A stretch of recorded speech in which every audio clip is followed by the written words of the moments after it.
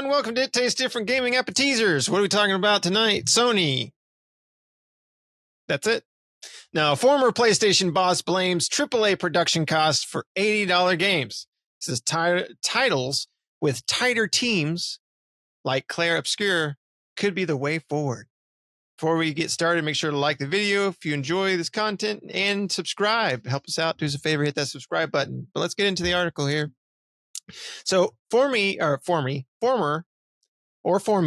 Interactive and PlayStation executive Shihu Yoshida thinks the move towards $80 games was inevitable, always inevitable.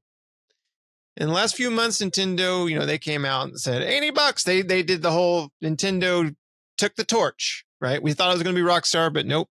It was Nintendo. They came out of left field. Like I wasn't expecting Nintendo, but I should have expected. So when Rockstar showed off GTA 6, everyone saw an expensive looking game and they figured that's going to cost $80. But Nintendo took they took the torch. Will Rockstar come out and say, hold my beer? We're going to go higher than that. We'll see. But in an interview with PlayStation Inside, Yoshida said he doesn't know if Rockstar will jump at the chance to charge $80. Yes, they will. Though those price hikes were going to happen sooner or later. And that's probably a true statement. Yoshida's reasoning is one we've all heard politicians echo forever. Inflation is real and significant, but people expect games that are ever more ambitious and therefore expensive to develop. It's an impossible equation. Of course, inflation is a real thing, but the problem is that wages haven't kept up, so we now have an entire online campaign begging Nintendo to drop the price. Alongside inflation, Yoshida also points to the ever-ballooning budgets in AAA games these days, where projects, I'll eventually figure it out, such as Horizon Forbidden West and The Last of Us Part 2 can cost upwards to $200 million to make. Everything in video games today is more advanced and more technologically demanding than ever before, and therefore requires more resources, Yoshida added. In the end, the heart of the matter lies in production costs, and that's why industry actors are so keen to diversify their revenues in order to continue producing the AAA games that the public buys before anything else. He says ever more frequent remasters and remakes are part of this move, as are games as a service and subscription platforms. Ultimately, what might help the industry more, games that are made with moderate budgets and teams, like the recently released RPG, Claire Obscuras Expedition 33, a turn-based $50 throwback that sold over 2 million copies in 2 weeks. The game is phenomenal visually, despite the fact that the team had only around 30 people, Yoshida said. This is one of the ways forward, I think, because you can make excellent games with tighter teams and budgets without compromising quality. So, that's all good. Big AAA studios are not going to do that. Or they're going to have smaller teams and expect them to produce AAA content, but with a team of 5, right? Which is just going to ultimately come out with a bunch of crappy games. So big studios just don't, they don't get it in that aspect, right? But they definitely know how to squeeze the money out of your wallet, right? Or squeeze the fish, as Patrick would say. But let me know what you guys think right now. Patrick, you first. Yeah. Touting something like Claire Obscuras' reasoning behind smaller game studios and a great game is kind of a state the obvious, Captain Obvious type statement, right? The problem is that Expedition 33, in my opinion, came out not flawless, but dang near great right out of the gate. There wasn't a lot of bugs, a lot of issues. I played through it with I don't remember hardly any issue. I felt the controls were a little sluggish, but I got over that pretty quick when I learned the timing to deal with it. But a 30-person crew making something that they're passionate about and love, and not having a giant developer / publisher breathing down their neck going, the game got to go out the door now, is probably what made it more successful than these hundreds, if not thousands of people studio putting out a busted ass game day one that's unplayable, that requires a 100 gig day one patch. I mean, there's a lot easier to quality control 30 people working on a game, and not all 30 of those people, are writing code. So then a massive hundreds, if not thousands of people team making a game, right? A lot of this is just, yes, Captain Obvious. I think that if these game developers want to prosper in the future, they need to rein in control a little bit on their studios and stop doing things that gamers don't like. I mean, that's the whole thing, right? How many times have we heard a game is in development for 6 years, but it was restarted like 3 times because they couldn't figure out what direction they wanted to go in, right? Or they had scope creep or something in the game, How often do you hear that? Or the game was scrapped because they just microtransaction the hell out of it and it didn't play test well, right? Claire Obscura, no microtransactions, $50. Amazing score, amazing gameplay, amazing story, and small team. Of course, all these other studios are going to look at them and go, how can we get that? But they're going to miss the big picture, right? Something done with a freedom of creativity and a love of what they do. Sony is never going to capture that. Microsoft is never going to capture that because they treat all these studios as a book of numbers, right? As a ledger. That's what they do. And they're going to be like, we got to drive the bottom line up. So they're not going to let that studio of 30 people have free reign to make the game they want. They're going to interject their own personal wants into that game. It's like if Claire Obscura was made by Sony or Microsoft or Ubisoft or any of these other softs, it would have been a microtransaction hell. Every costume in the game would have been a DLC or, a microtransaction. They would have been selling the the soundtrack for $30 or something, as deal, and just to me, it's just state the obvious, Captain Obvious to me, for these guys. I don't, it's feeding into this whole concept of deprofessionalizing video games, right? Because these small 1 to 3 to 5 to 10 man studios are making games that are outpacing these AAA studios, in sense of revenue. Think of like Balatro and stuff like that. I mean, single developer selling millions of copies and making bank. It's a lot of these. What I feel is happening is a lot of these developers are getting disenfranchised with the larger studios because the project they want to do didn't get greenlit. So these guys go home and they make it on their own time, whether they're working for this other gaming company or they're on their own making something after hours, right? That's what's happening, and those are the games that are taking off. I mean, some of the big hits this year have not been. There have been some larger hits, but I mean, just think of like Balatro and what's that other one, Repo, that one that you see videos all over the place, and you're like, those things go viral, and they're very small teams making these games, and then they're making bank, and guys like this at Sony go, why can't we do that? It's because you got your damn fingers in the cookie jar all the time and not leaving it, not leaving it to be, not letting these studios make what they want. Every time that you have to start and stop development on a game and rethink what you're doing, that's a problem because somebody wants to change something that doesn't matter, right? And what ends up changing is adding or removing microtransactions. We heard from Veilguard that they wanted to make it a live service game, and it went that direction, and they restarted production because it was not panning out well. They wanted to add all these microtransactions in there. It wasn't panning out well.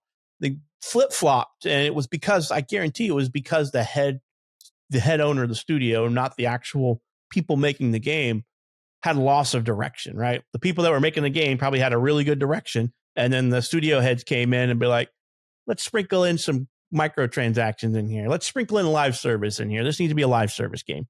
And in what damn world does Veilguard speak live service game? That's the problem, right? They just say Studio A is like a top studio because they've got Fortnite. this is a top studio because they made Claire Obscura 33. They just, and they don't stop and think about what made that game great, was the people behind it that were pushing that game through, not Sony and not Microsoft, like pushing the studio to get something out the door quick or add all these things in that are unnecessary to make a game. All these studios can think of, like Sony and Microsoft and Ubisoft, is how can I make a game that will continuously make me revenue and not put any effort into it or put minimal effort into it. I built the game in 2 years. How do I keep people playing it for 10 years with minimal effort and minimal team? That's what they think. They don't think I need to hire people who are passionate and love what they do and make me something that is a love letter to gaming. They just think of, can you keep this in the black? I need you to stay on budget. Oh, you're running behind? I don't care. Push it out the door. And so that to me is just like, this guy sees the wrong thing as why video games are successful. He just thinks that, hey, these guys made a hit with only 30 people. How can we do that? And then what it does is they're going to be like, hey, we're going to restructure. We're going to shrink our teams and restructure this so we can make money like the Claire Obscura studio did, right? Wrong vision is what I would say for them. But Shane, what do you think? Because I could probably talk about this all day long, and these kind of people just piss me off because all they think about is the money and not the art. Oh, absolutely. I'll keep it brief because you pretty much said what it is.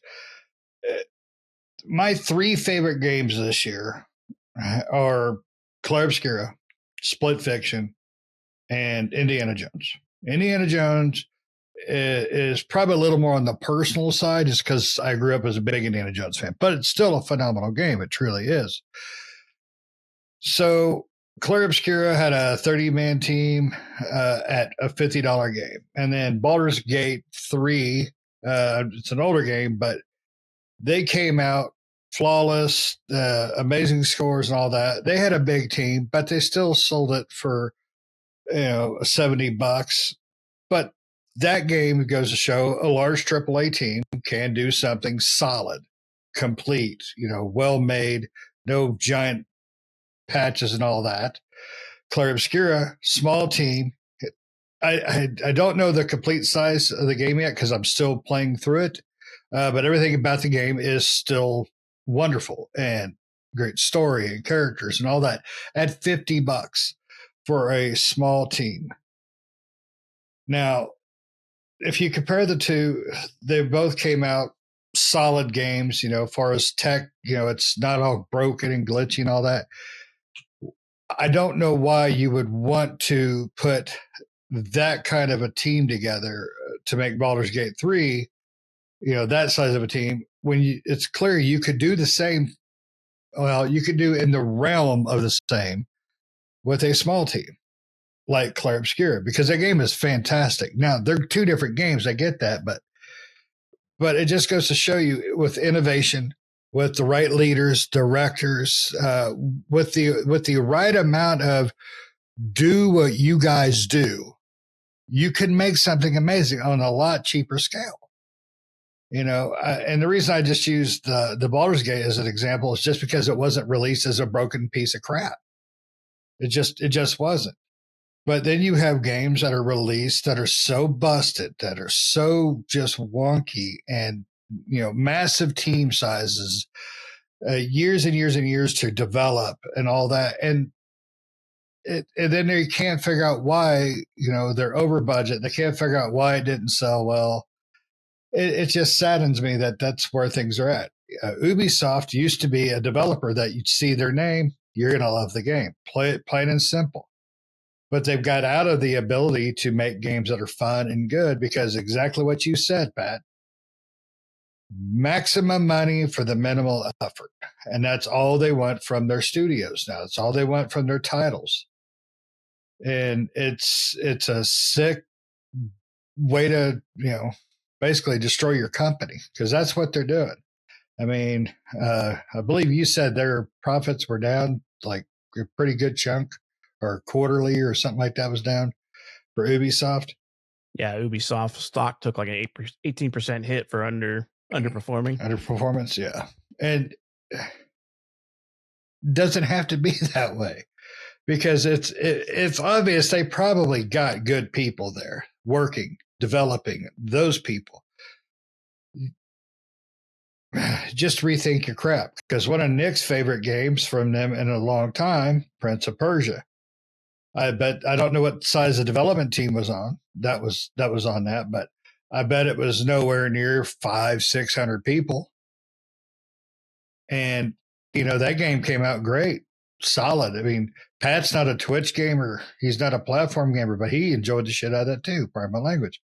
So it just goes to show you that the right people making the right decisions, you don't have to spend, you don't have to blow your load on your budget to make this monster game that's just broken. You could just do it with a tight team, a good leader. Everything will work out. Even if it is a flaw, it's a flop, and it doesn't make your sales expectations. You didn't lose as much money as you did on a gigantic AAA $500 million game. So I hate it. I just absolutely hate the gaming industry right now. And I say it every time we talk about this kind of stuff. I hate the gaming industry. And keep in mind, these are opinions. Some people get butthurt about my opinion, but guess what? It's my opinion. Deal with it. What about you, Nick? And Pat, did you by chance Google up the Prince of Persia development team? 65 people. So 65 people made an awesome game there. 50 people then they got shut down. And they shut it down. Yeah. They shut it down. Son of a bitch. But that's what happens when you run off the corporate greed, and that's all it is. Your turn, Pat or Nick, whoever. One of you. No, I agree with you guys, and I have the same problem that Pat has. Is Yoshida getting the wrong idea, and I mean he's ex-president. I don't know if he's doing anything in gaming right now. He might just be retired, but he made his money. He don't give a shit. Yeah. But I mean, like, again, it's the wrong idea of like, okay, so all we need to do then is put together a small team and we can make Claire Obscura, right? And that's like kind of what he said in there is the thinking. And it's like, no, that's not the thing. That's not it, right? Like Pat said, it's allowing those developers and that group of developers, kind of like you guys said, a good team with a good direction, good directors and good management and everything like that, all on the same page and going towards the same goal with a game, right? And you can make something really cool. But when you have, like Pat said, when you have these big corporations that only care about their bottom line, they don't care about the creativity, the art, or the things like that. They just want to create something that's, even if they spend like $200 or $300 million on a game and it comes out and it's like, that's all right. I mean, that's ultimately what most of us say. Like most of us say, they spend a lot of money and they're like, yeah, it's fine.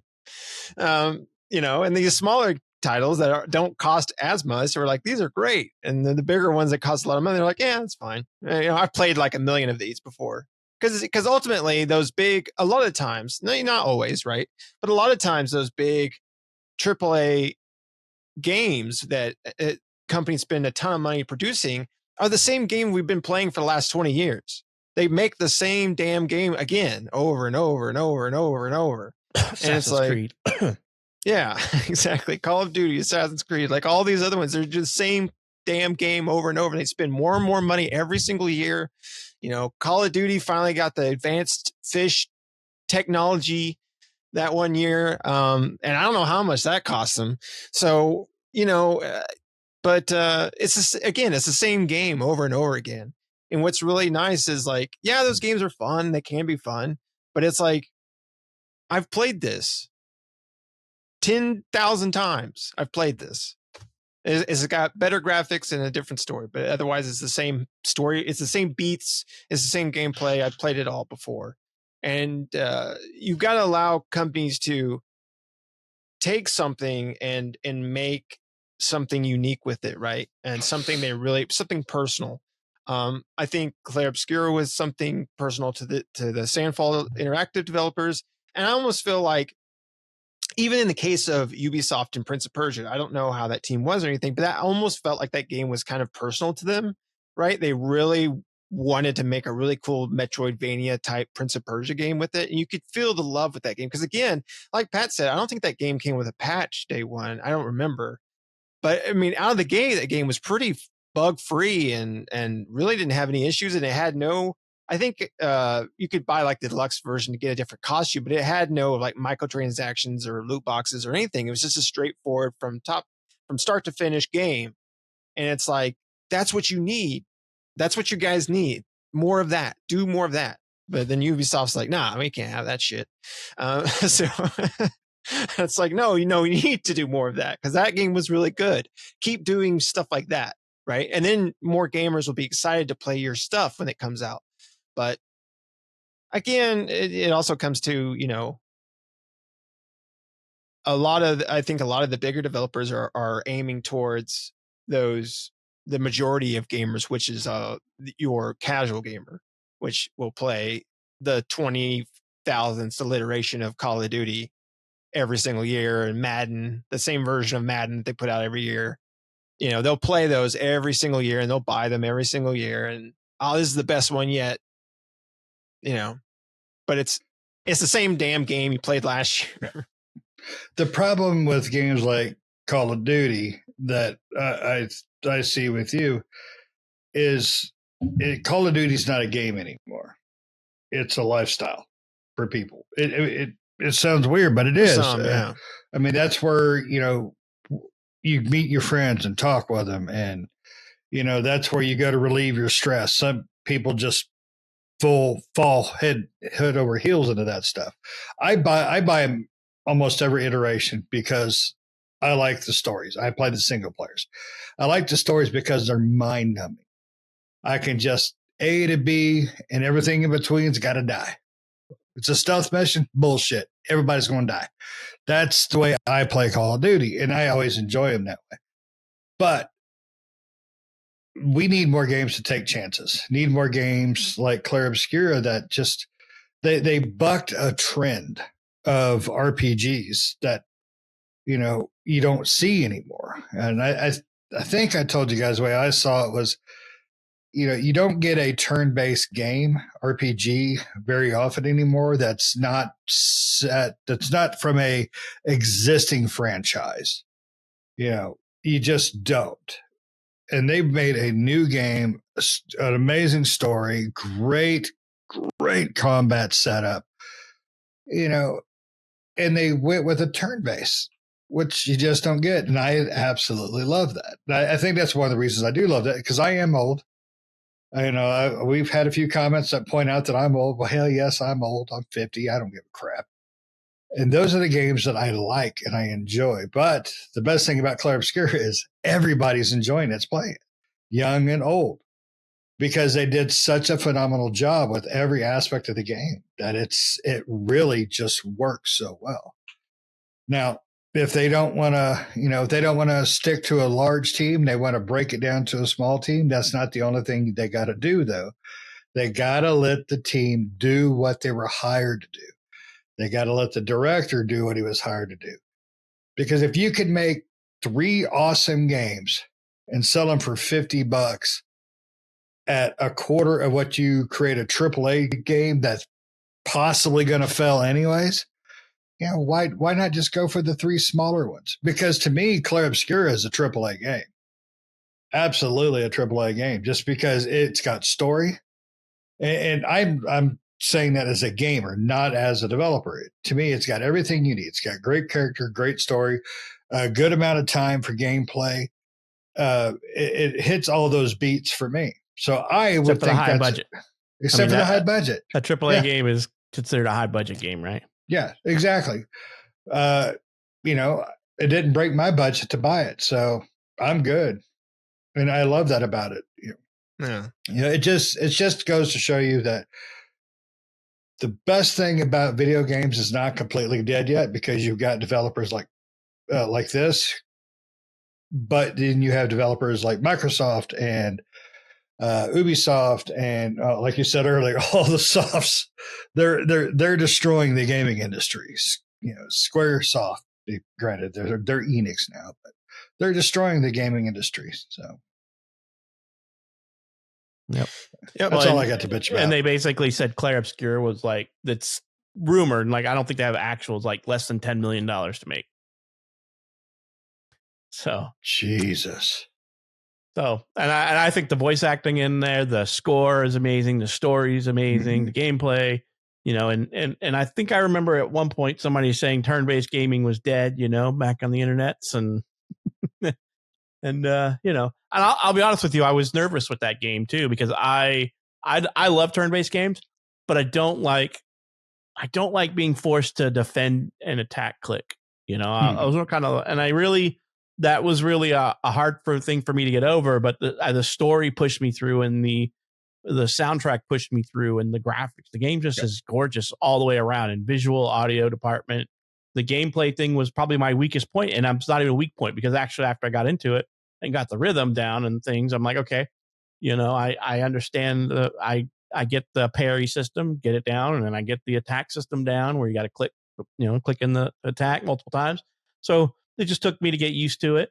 So I wish they would reintroduce something like some of the other games did, like where you could. I think there's an option to turn off the attack thing in the options, but there's no thing to turn off the parry. But like some of the other games used to have abilities where you could get a ring or something that says, "Hey, it auto parries for you or auto dodges for you now," and that would have been cool. Because I did get fatigued with the parry system, because I hated the dodge. I'm like, I want the parry, gives me more damage, right? Take the bosses out faster. So, but you know, that was my really only complaint about the game, and I just barreled through the game. I plugged through it till I beat it, and I'm like, I want to play more, and you could still play more after it, you know. So, like I said, I think they just missed the mark. Those studio developers just hear what they want to hear. Oh, I can make a game that makes a killing with 30 people. And they're not going to put it down to a $50 game. Bet your ass. It's like, we got a 30-person studio making this. It's still a $70 game or an $80 game. Yeah. And that's one thing I was going to bring up earlier. And I was surprised you didn't bring it up before that. Was, even if they do smaller studios, tighter studios, it's still going to be the same price game. They're not going to lower that down at all. Yeah. So I mean, it's a AA game, but Shane says it's a AAA, and maybe it might be a quadruple A, you know, just going by Ubisoft's, you know. I think we got our first. Ubisoft said they had the first quadruple A game, but I think GTA is going to take that. It should be that one. Yep. Turned out that quadruple A was the same old turd, but this time it had corn and nuts. It's corn nuts already. Corn nuts. Decompiled. Decompiled corn nuts. Now with ranch. Yeah.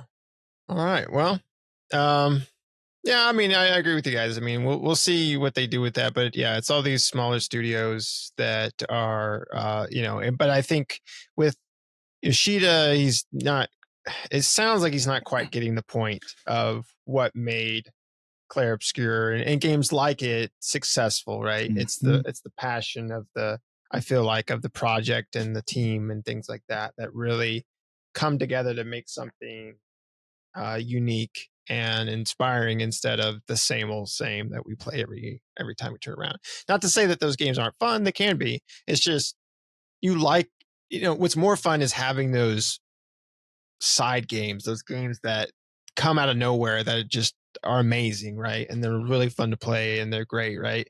Those samey games are great. It's kind of like the B movies, right? B movies are fun, but you're not gonna but the movies that are really good are the ones that are thought-provoking and passionate. Then the story, the writing, and everything's good, and it all comes together. And it's really Howard awesome. the Duck. I know what you're saying. Howard the Duck. Yeah, I was really thinking of what is that? Attack of the Killer Tomatoes. Oh no, the Troma movies. He's thinking about the Troma movies. Yeah, Class of Nukem High, all that kind of stuff. Yeah, that's what I was thinking. The Toxic Avengers coming to the theater soon. We'll have to go watch that. Yes, sir. Anyway, let us know down in the comments below what everybody out there thinks. I would like to see, I don't know, for some reason I was thinking of Deus Ex, like Human Revolution, Mankind Divided. That's Eidos Montreal, which is now owned by Embracer. I don't know. They made also the Guardians of the Galaxy game back in 2001, which was really freaking good too. They also made Marvel Avengers, which, I think that was Square Enix's fault, but or at least helped on it. But that'd be awesome if they made one of those, because those you could tell the Deus Ex games, especially even that Mankind. I don't know how big Mankind Divided in that one, and the Guardians of the Galaxy game. Right. Like, I don't know how big Eidos Montreal is as a team, but you can tell that for a lot of their projects, they seem to put a lot of passion behind the franchises they make. Right? I mean, like Guardians of the Galaxy. I love Guardians of the Galaxy movie, but I didn't know the game was going to be so good. Like, I really loved that game. The game was so good. Yeah. It looks like Mankind Divided was a multi-100 person team, not like 100, but like multi-100, and was a $70 million budget. So yeah, it was a good game though. It was a good game though. That was my favorite one out of the seven, I think. But it felt like $150 million. Yeah. I mean, sometimes and not always the case as a small team, right? I mean, there are cases where high budgets and big teams do make some amazing products, right? Well, I mean, from what I read, the original studio that actually made the Deus Ex game was only 20 people for the first game. So in the 2000 game. Was it Ion Storm? I think Ion Storm. Yep. Yeah. So it's only 20 I love people. The original one. Yeah. I love the original one, and I even love Invisible War, which is probably the least. Which is funny because that's what ends up happening, right? A game will come out and it'll just be a banger hit of a game, and it was a very small studio that made it. And then if they continue making them, the studio just almost seems to grow out of control until it's just like, it took us, it went from like a $10 million game to a $200 million game over the course of 10 or 15 years. And the studio went from 20 people to like 800 or something. You're just like, what the heck? Like a star, the gravity falls upon itself and it just collapses eventually. Becomes too big. But there are some developers that haven't done that yet, and I hope they continue. Like Hazelight, I don't think they've grown much since their last several games, and I hope they continue to stay strong like they are, because I think that's what makes them a solid developer, solid creators. Yeah, there's some solid ones. There's some solid ones out there, and there's some running ones too. So you gotta watch out for the running ones. Gotta watch out for that. But anyway, let us know down in the comments below what you all think. Other than that, thanks for watching, everybody. Make sure you like the video, subscribe, hit the bell notifications, stay up to date with new videos that we do all the time. We'll see you next time. See ya.